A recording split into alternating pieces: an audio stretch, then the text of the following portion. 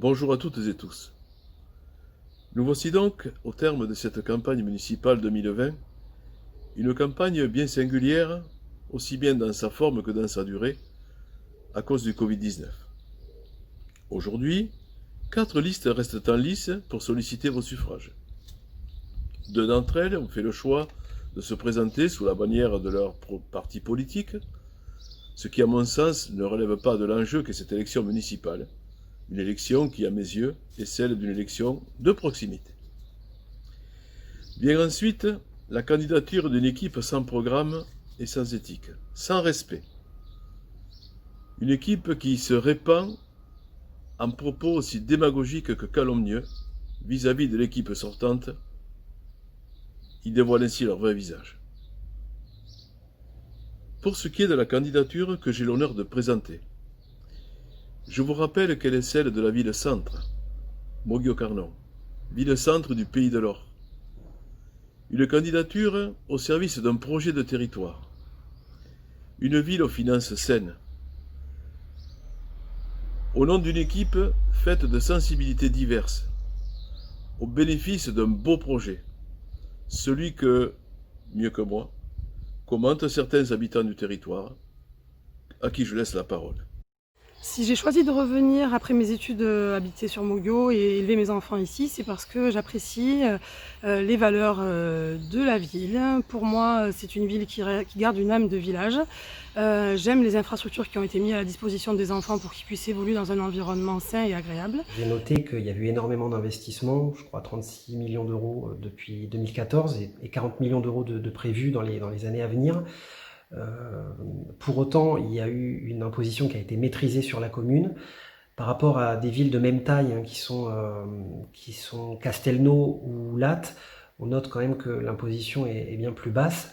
Et ce qui m'a conforté dans mon idée, c'est que j'ai vu que la commune avait été élue meilleure commune d'Occitanie en termes de gestion financière. Je soutiens Yvon Bourrel donc pour sa campagne pour la culture taurine, car il a su vraiment beaucoup s'investir pour la ville de Moguio, comme un exemple pour lequel il a réussi à passer d'un parcours fermé à un parcours ouvert donc sur les 10 jours de fête à Moguio, ce qui est un exploit aujourd'hui en sachant qu'il se passe plutôt l'inverse dans nos villages à côté.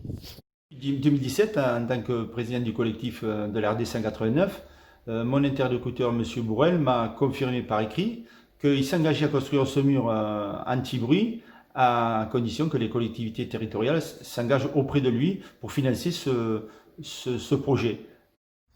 Alors j'aime bien aller à Carnon pour faire du surf. J'apprécie énormément les terrains de volley-ball pour jouer avec mes amis après une bonne session de surf. Et à Moguio aussi, ce que j'apprécie aussi vraiment énormément même, c'est le skatepark de Moguio où je peux me retrouver avec mes amis.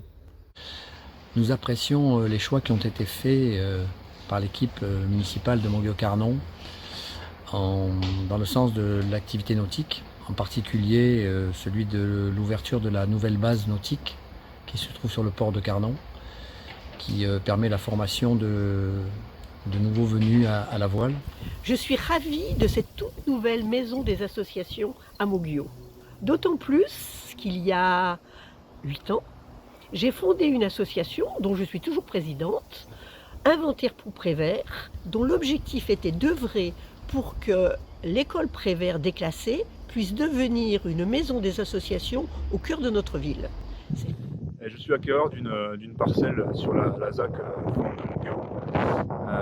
Ce projet nous a permis avec ma compagne de pouvoir construire un projet à deux sur la commune, ce qui a un prix qui est quand même concurrentiel, puisqu'on avait regardé un peu sur toutes les communes alentours et c'est vrai que le prix du terrain, 515 € du mètre carré, est quand même très abordable pour le secteur. Je suis satisfait du travail finalement qui a été accompli tout au long du mandat de M. Bourrel, qui s'est efforcé de rendre les pistes cyclables le plus praticables possible. Et on s'aperçoit que la bonne chose, c'est qu'elle converge en priorité vers les écoles et le collège. Je vous remercie de votre écoute et je vous donne rendez-vous dimanche 28 juin.